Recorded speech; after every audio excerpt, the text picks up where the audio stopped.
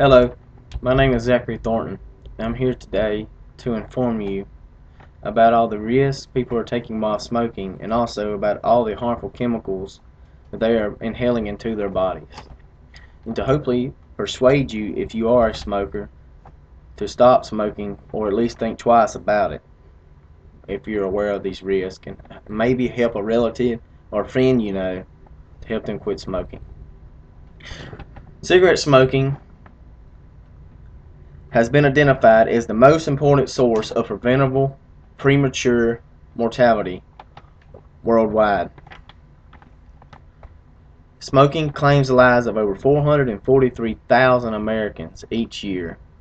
This includes the ones infected involuntary, like premature babies and people from secondhand smoke that have never smoked. Now I'm going to talk about some of the health hazards. Cigarette smoke contains over 4,800 harmful chemicals people are putting into their bodies. And of those 4,800, 69 of which can cause cancer. Smoking is 90% of the cause of lung cancer in the U.S. And it infects over 8.6 million people each year in America with some kind of serious illness from secondhand smoke or from smoking. And among these illnesses is like asthma, diabetes, Buerger's disease, COPD, and the worst, cancer, which we have yet to find a cure for, but people just keep smoking. Statistics show that for every smoker that dies, before he has died, he has infected at least 20 more people with a illness from smoking, probably from secondhand smoke mostly. Now I'm going to talk about the cost. Smoking costs the U.S. on average $5,000 per smoker on health care, and in 2004 they cost the U.S. $96 million in health care to take care of the people that couldn't afford treatments for their addiction from smoking. I got a picture. It's the cost of smoking. Oh, you can't read that real good, but it says if you smoke 2 packs a day for a whole year, you are costing yourself over $4,000. So it also costs the individual bad too, because I mean, poor people that constantly just get money just to smoke when they can really spend that on food or taking care of their kids or anything like that. They just rather spend it on cigarettes, which they'll just smoke and they're killing themselves anyway. And it even says if you smoke a half a pack a day for 1 year, you're costing yourself $1,000, just thrown out the window. But it also affects us economically. Like I said, the U.S., it costs them millions and millions of dollars if they in lost productivity. Like in 2004, they lost $94 million in lost productivity on tobacco sales. Now I'm going to talk about the advertising. Advertising, I have a picture here. It's of a celebrity. I don't know who he is, but maybe one of y'all do. The advertising companies get real popular people that people like, and they show them holding their brand of cigarettes, smoking, and people want to be cool and be like him, so they start smoking on their own. This says, how come I enjoy smoking and you don't? They usually concentrate on the non-Hispanic whites, all these major tobacco companies, but here recently they're concentrating on non-Hispanic blacks and Hispanics with intense merchandising by sponsoring cultural events, big games, high school games. They're sponsoring like a softball field, like they have on the back fence. They'll have their sponsors and billboards. Some cigarette companies sponsor them, hopefully to advertise their product.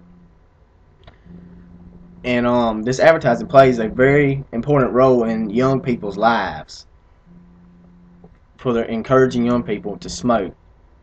Statistics show that 90% of adults who are smoking, they started before the age of 21, and most of them were regular smokers by their 18th birthday, and that's horrible. I mean, and we can put a stop to that by just telling your kids about all the harmful stuff that they're putting, chemicals they're putting into their bodies just by smoking, and that it's not cool.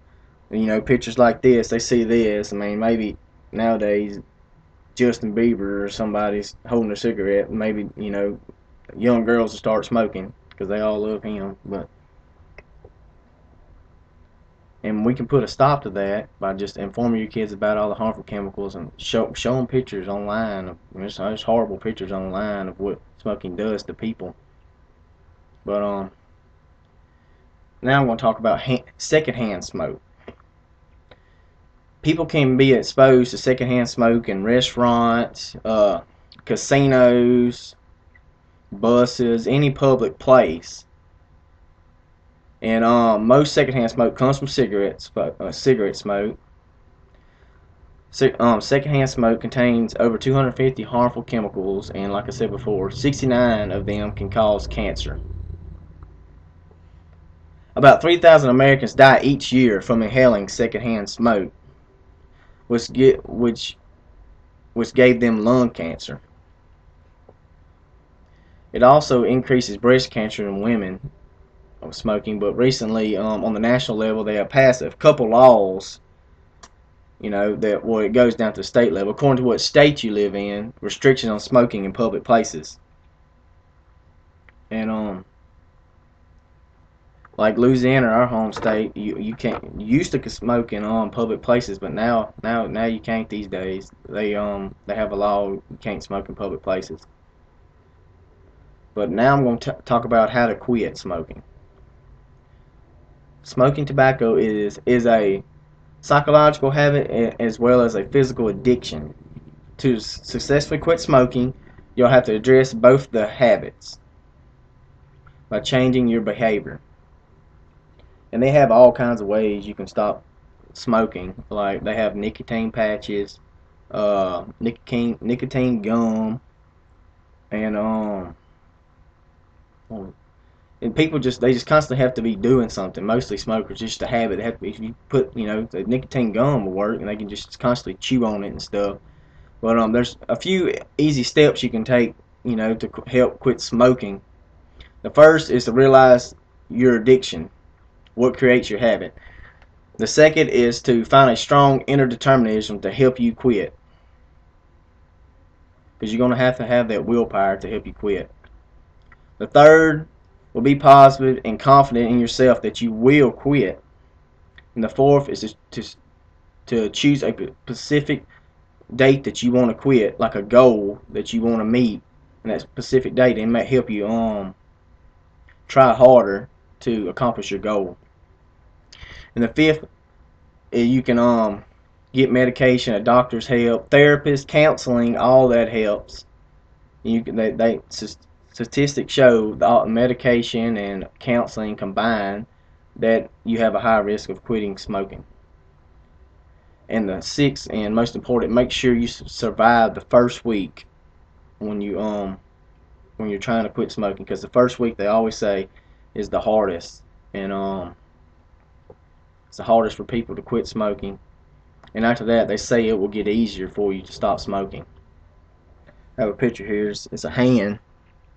Somebody's offering her a cigarette, and she's saying she's quitting it.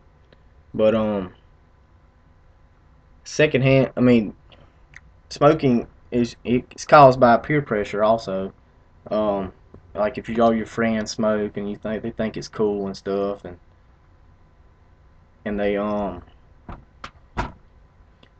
you a cigarette, you don't want to be embarrassed, and you don't want some people will feel embarrassed or something, and they'll just, you know, take the cigarette even though they don't smoke, and then maybe that one time will cause a horrible addiction because they will get used to it and they'll keep hanging out with the same group. It's most about who you hang out with. But I hope you learned a few things today about smoking and all the harmful chemicals people are putting into their bodies, and hopefully put a stop to this. There's a lot of organizations like the American Lung Association.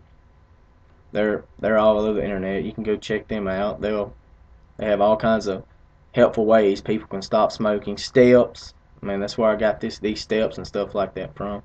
But Hopefully, if you're a smoker, you learn something from this, and hopefully stop smoking, and we can um, put a stop to all the deaths smoking has caused in the U.S. Thank you for your time.